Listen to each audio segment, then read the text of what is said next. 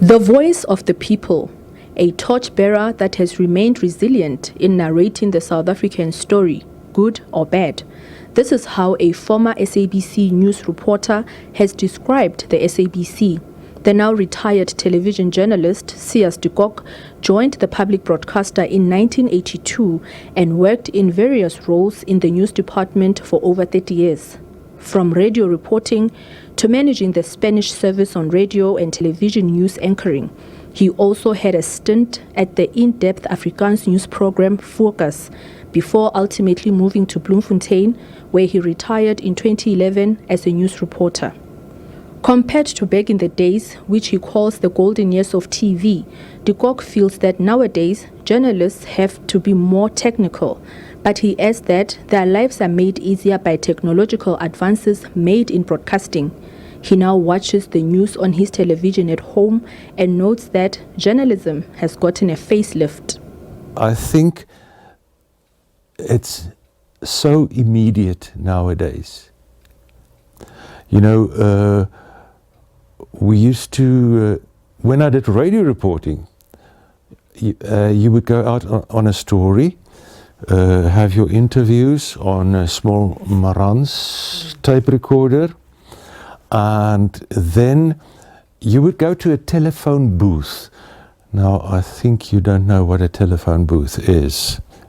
Because you've got a cell phone. Those orange ones. Those orange ones, or the red ones, yes, yes. And you would take the earpiece, you would unscrew the mouthpiece, and you would connect your Marantz with crocodile clips to the inside of the mouthpiece. And you would play your interview through the telephone. And they're recording it on the other side. And they would record it in Johannesburg, yes. The apartheid era was the most difficult for news reporting, de Kok admits. He says back then, Afrikaans news was often under close scrutiny. Those days, he says, were characterized by censorship and midnight calls from the apartheid Prime Minister P.W. Botha himself. You know, nowadays I don't know if it's still like that, but I presume that the English news service is looked after very closely. They have to put their feet right. We always used to laugh at them because before 1993, Afrikaans television news was under the scrutiny of the party. I mean, the P.W. Botha would phone every night about something that he wasn't satisfied with. And we had to rebroadcast it the way he wanted it. That was very interesting. Yes, but and after 1994, right, the whole scenario changed. De Kok also recalls some of the silly things they were required to report on. I remember that every time that P.W. Botha would do a speech somewhere, we had to say, Tannie Elise did the flowers. What is that? She would do the flower arrangement on stage. Oh, sorry. Yes, she was a flower arranger and she would do the flower arrangement on stage. And we had to say in the story that Tannie Elise did the flowers. Who was Tannie Elise? His wife. Freedom in news broadcasting came at the time of transition to democracy. And I mean, nowadays you have so much freedom, you know, because 1993, things were developing already up to 1994. And then came F.W. de Klerk. And you know, we had so much freedom that we didn't know what to make with it. We didn't know what to do with all the freedom we had in broadcasting.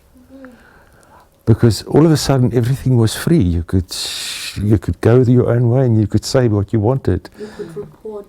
You could really report. You didn't have to do it anymore like the big crocodile wanted. And that was when F.W. de Klerk came in, and then Nelson Mandela and so on. Another former SABC reporter and assignment editor says he also witnessed many changes within the organization, the biggest one being that TV news got sharper, more immediate, and requires critical thinking. When I started out at SABC, the stories that you covered were much simpler. They're more complex now. Klassen knows the significant changes in the type of journalism delivered by the SABC team. When I started out with reporting, it was in many aspects it was simpler.